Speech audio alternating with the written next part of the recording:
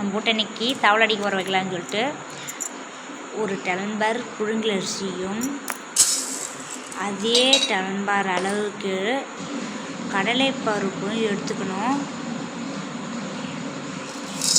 அதே டெலன்பர் அளவுக்கு துவரம் பருப்பும் எடுத்து ஒன்றா போட்டுப்போம். எல்லாத்தையும் போட்டு எல்லாத்தையும் மிக்சடு பண்ணி அதுக்கப்புறம் அதில் தண்ணி ஊற்றி ஒரு 2 ஹவர்ஸ் நல்லா ஊற வச்சிடும். நம்ம ஊற வச்சுட்டு விட்டோன்னா நல்லா அது மட்டும் ஊறிடும். அதுக்கப்புறம் அதில் காஞ்ச மிளகா ஒரு 4, பூண்டு கொஞ்சம்,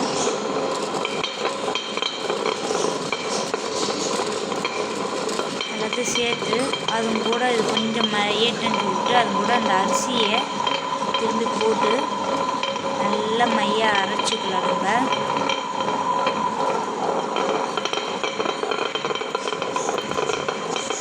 அரிசிக்குள்ளாக போட்டு அது கூட ஒரு 1/2 ஸ்பூன் சோம்பும், அதாவது பெருஞ்சீரகமும், 1/2 ஸ்பூனு ஜீரகமும், உப்பு தேவையான அளவுக்கு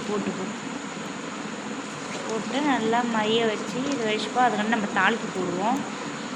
இப்படி செஞ்சு பார்த்தோன்னா நல்லாயிருக்கும். எண்ணெயை ஊற்றிடுவோம். ஒரு 3 டேபிள் ஸ்பூன் அளவுக்கு எண்ணெயை விட்டுட்டு அதுக்கப்புறம் ஒரு 1/2 ஸ்பூன் அளவுக்கு கடுகு போட்டுங்க. நல்லா பொரிஞ்சு வரதுன்னு போட்டு கடலைப்பருப்பு கொஞ்சம், பச்சை மிளகா போட்டு அது நல்லா கொஞ்சம் வதமட்டும். அப்புறம் வெங்காயத்தை போட்டுக்குவோம். வெங்காயம் போட்டு நல்லா வதங்கியதுக்கப்புறம் மாவில் எடுத்து ஊற்றி மாவு ஒன்றா கலந்துடுவோம். ஊற்றி கலந்துச்சு. இப்போ தோசையை ஊற்றி பார்ப்போம்.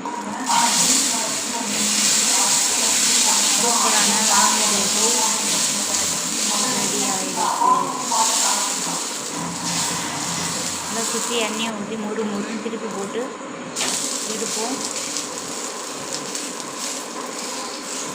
இதுக்கு சைட் டிஷ்ஷே வேணாங்க, அப்படியே நம்ம சாப்பிட்லாம்.